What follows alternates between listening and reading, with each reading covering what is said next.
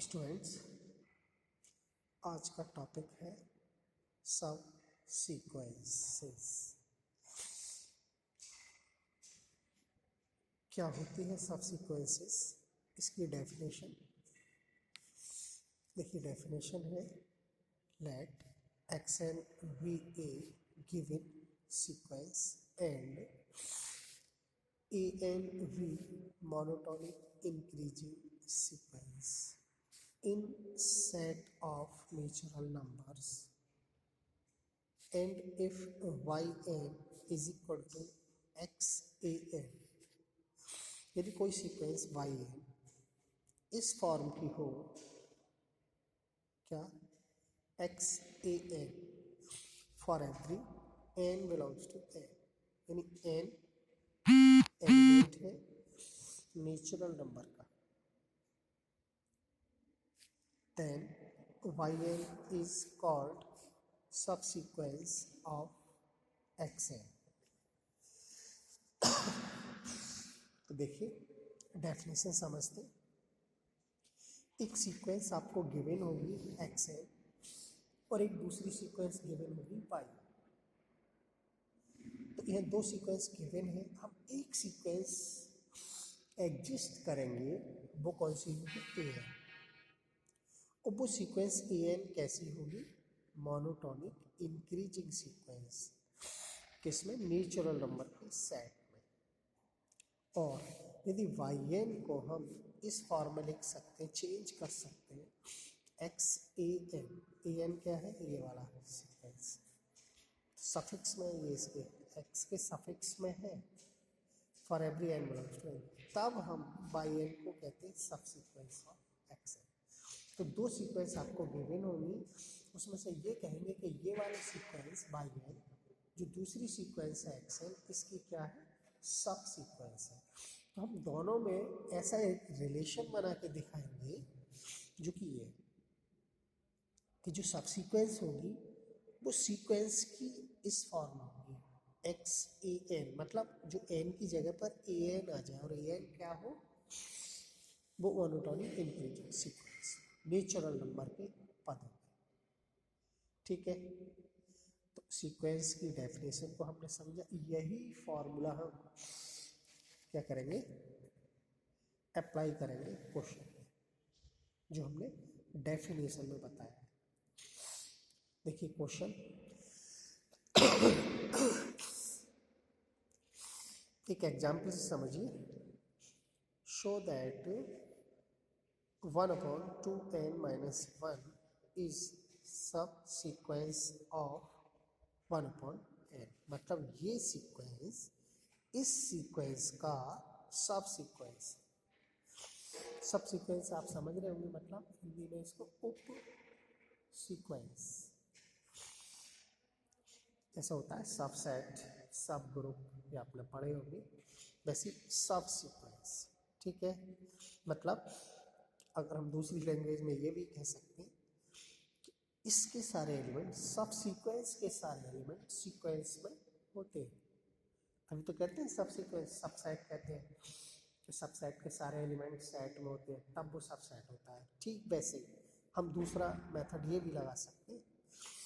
इसका सॉल्यूशन समझिए। देखिए ये सब सीक्वेंस दिखाना है इसको, और ये सीक्वेंस है, तो हम सीक्वेंस को तो xn से लेट करते हैं और सब सीक्वेंस के लिए yn से। ये जनरली हम डेफिनेशन में भी हमने यही बताया है। ठीक है, देखिए अब हम क्या करेंगे, इन दोनों के बीच एक ऐसा रिलेशन हम देखेंगे। अब ये समझिए, हम n की जगह पर क्या लिखें कि ये yn बन जाए, xn yn के बराबर हो जाए। तो यहाँ से कंपेयर करें, अगर हम यह n की जगह पर 2n-1 लिखते हैं, ये वाला, तो yn बन जाएगा। तो उसी को हम an लिख लेते हैं। ये लॉजिक है सब सीक्वेंस को प्रूफ करने का। तो xn में देखते हैं कि हम n की जगह पर क्या लिखें, क्या रिप्लेस करें, n किससे रिप्लेस करें कि वो yn बन जाए, मतलब yn की वैल्यू बन जाए। हम देख रहे हैं 1/n है, 1/2n माइनस है, तो n की जगह क्या लिख सकते हैं, n की जगह हम 2n माइनस वन ये वाला यहाँ लिखते हैं, तो जो xn है वो चेंज हो जाएगा yn में, तो जो वैल्यू हम रखते हैं वो ही an हम लेट कर लेते हैं। तो let an equal to 2n minus one, this implies that an plus one ये हो जाएगा, क्या आप समझ गए होंगे कि an प्लस वन क्या हो जाएगा, n की जगह पर n प्लस वन लिख कर ये आएगा। हमें इसको मोनोटॉनिक दिखाना है an के लिए, तो मोनोटॉनिक इंक्रीजिंग दिखाना है, तो हम क्या करें an plus one minus an की वैल्यू क्या दिखा दें, 0 से ग्रेटर, an प्लस वन ये है, an ये है, इसको सब्ट्रैक्ट किया 2 आया इसका आंसर, जो कि ग्रेटर देन हुआ 0 से, 2 ग्रेटर होता है 0 से, क्या लिखेंगे मोनोटॉनिक इंक्रीजिंग सीक्वेंस है। अब यहाँ देखिए from 1 and 2 yn is equal to x to n minus one, हमने बाई एन क्या है इसको इससे कंपेयर करें, एन की जगह क्या लिखना है 2n माइनस वन, तो x to n minus one is equal to 1/2n minus one, इन दोनों में ये रिलेशन बन गया, वाई एन क्या है is equal to x to n, तो ये ए एन है, यहाँ डेफिनेशन में देखिए y n equal to x a n, तो y n is equal to x a n यही है, therefore y n is subsequence. तो ये मेथड है आपका सबसीक्वेंस को प्रूव करने का डेफिनेशन से। अब हम एक और मेथड इसी क्वेश्चन को समझाने के लिए बताते हैं। देखिए हमें सीक्वेंस xn 1/n गिवन थी क्वेश्चन में, जिसको हमने क्या किया टेबलर फॉर्म में चेंज कर दिया। कैसे करते हैं, n के प्लेस पर 1 2 3 4 5 6 7 यानी जितनी ज़रूरत हो हम उतना लिख सकते हैं, यानी नेचुरल नंबर लिख सकते हैं। नेचुरल नंबर लिखने पर आप देख सकते हैं यह आएगी, ये टर्म आएंगी, 1 लिखेंगे 1 1.2 1.3 1.4 ये dot dot and y n के लिए ये है। अब हम वाई एन में एन की जगह 1 2 3 4 5 6 ये लिखेंगे, तो 1 लिखने पर 2 माइनस 1 रहेगा कॉमा, 2 लिखने पर 2 इंटू 2 4 माइनस 1 रहेगा कॉमा, 3 लिखने पर 2 3 6 माइनस 1/5, 4 लिखने पर 2 4 8 माइनस।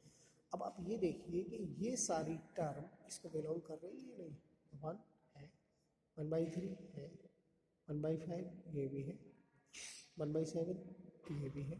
अगर हम अगला टर्म देखें जैसे क्या आएगा 1/9 आएगा, क्या 5 रखें 2 5 माइनस 1/9 ये भी है।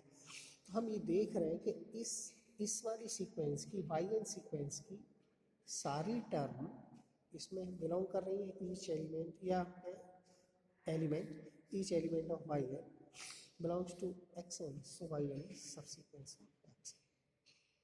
सेकंड मेथड ये भी है, ठीक है। तो ऐसा आप कोई भी क्वेश्चन लेकर सॉल्व कर सकते हैं, दोनों मेथड हमने आपको क्लियर कर दिए।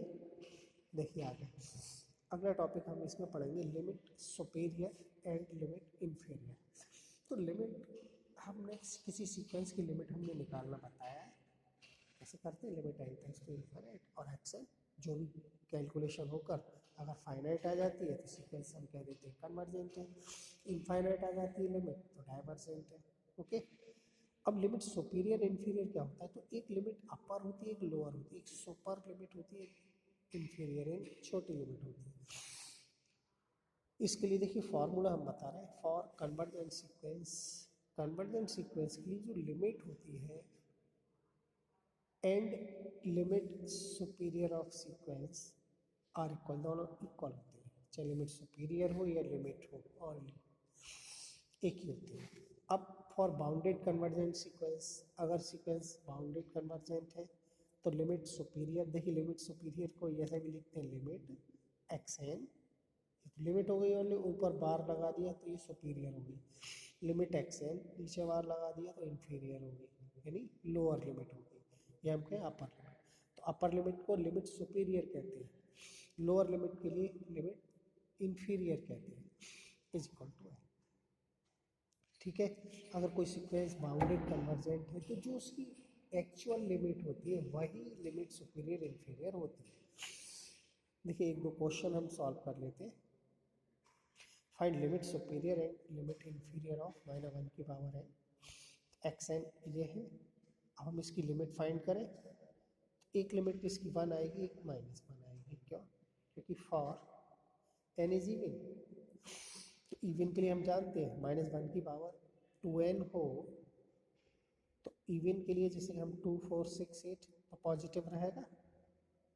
ओके, और अगर हम n इज ऑड ले लें जिसकी -1 की पावर 3 ले लें, 5 ले लें तो माइनस आएगा। किसी भी ऑड नंबर के लिए माइनस आएगा, इसकी वैल्यू और इसकी पॉजिटिव यानी +1। तो यहाँ से ये क्लियर हुआ इसकी लिमिट 2 है, तो एक लिमिट सुपीरियर हो जाएगी, एक लिमिट इन्फीरियर हो जाएगी। ठीक है, देखिए ये कन्वर्जेंट के लिए sequence is bounded therefore limit superior x n, superior यानी upper limit, limit inferior minus. ठीक है, बहुत सिंपल क्वेश्चन। अगला क्वेश्चन देखिए, find limit superior and limit inferior of 1/n। हम इसकी भी लिमिट फाइंड आउट करें, लिमिट n tends to infinite 1/n। ठीक है, 1/इनफाइनाइट यानी कि 0। हमने देखा यूनिक और फाइनाइट एलिमेंट, तो सीक्वेंस कैसी है, सीक्वेंस इज कन्वर्जेंट। जब कन्वर्जेंट है तो इट इज बाउंडेड, बाउंडेड भी होगी।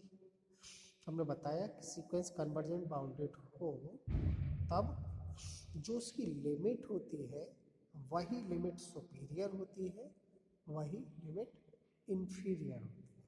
ओके, तो हमने लिखा देखिए, so limit superior x n limit inferior x n is equal to, दोनों बराबर हैं और किसके बराबर है, 0 के, जो कि लिमिट आई है एन, लिमिट को हम एल से डिनोट करते हैं। ठीक है, तो ये क्वेश्चन आपका लिमिट सुपीरियर और इन्फीरियर पर हुआ। ओके।